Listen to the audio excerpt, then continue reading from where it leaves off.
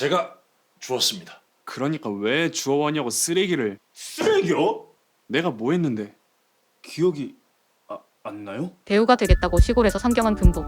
서울에 오자마자 전세 사기를 당하고 도깨비에게 키스를 당합니다. 그것도 황당하고 억울한데 이제는 자기를 쓰레기라 부르는 B형. 그 와중에 첫 키스까지 뺏어놓고 기억도 못합니다. 이상하고 아름다운 도깨비 이야기. B형 전 도깨비의 주인 2화 시작합니다. 저기요, 이게 뭐 하는 거예요? 키스 후 정신을 잃고 쓰러진 B형. 저기요, 괜찮아요? 그 와중에 따돌린 줄 알았던 문신남이 다시 나타납니다. 네, 이 새끼 잘 그랬다 이거. 자기 위로 쓰러져 있는 B형 때문에 도망가지도 못하는 금복.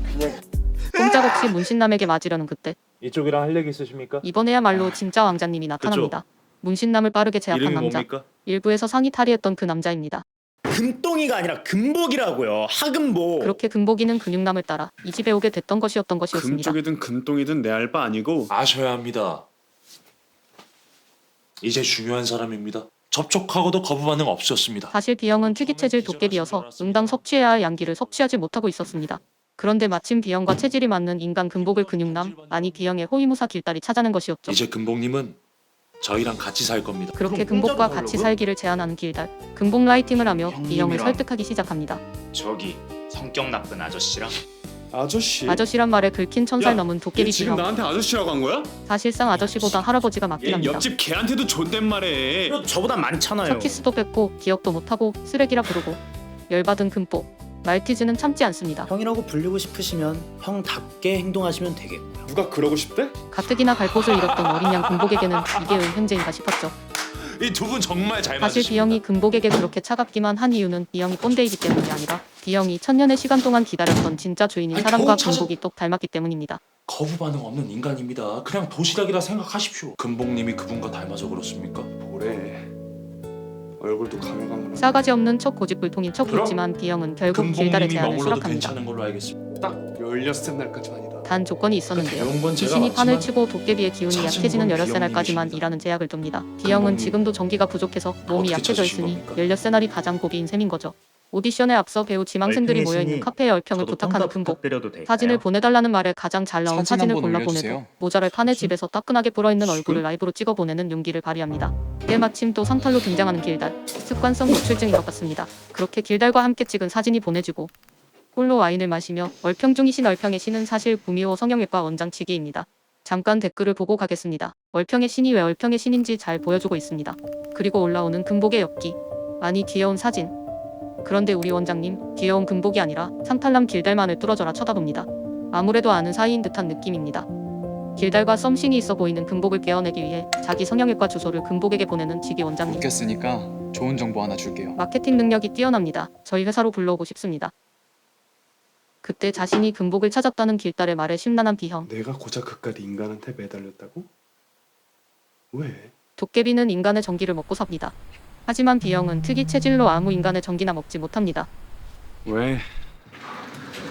B형과 통화하는 이 소녀, 1화 요약 본내는 잘렸지만 오프닝에 나왔던 소녀, 삼신입니다.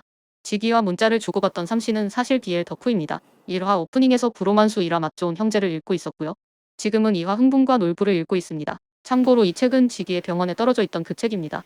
지기와 삼신은 은밀한 취향까지 공유하는 매우 친한 사이로 보입니다. 심지어 뭐 지금 알아서 전화도 어쩌게. 구미호 성형외과에서 받고 있네요. 할멈이 그랬잖아. 내 주인 하나라고. 또 티격태격하는 B형. 그때부터 뭐 망할 운명이었나 보지. B형의 주인은 한 명이기 때문에 금복이 B형의 뭐 주인일 알아? 수 없습니다. 하늘이 너한테 주인을 다시 내려주실지. 성격은 이상하지만 허우대는 멀쩡한 B형에게 여자 둘이 다가옵니다. 네, 너무 잘생기신 분이 여자의 손이 닿자마자 거부 반응을 일으키는 B형. 곤란한 가운데 어디선가 들려오는 맑은 호리병 소리. B형은 본능적으로 호리병 소리가 나는 곳으로 갑니다. 그리고 그곳에 있던 건 바로 금복. 1화 키스씬 바로 그 장면입니다. 이제 그대는 내 주인이요. 자신의 옛 주인과 겹쳐 보이는 금복에게 키스하는 B형. 이제야 자신의 만행이 기억난 B형.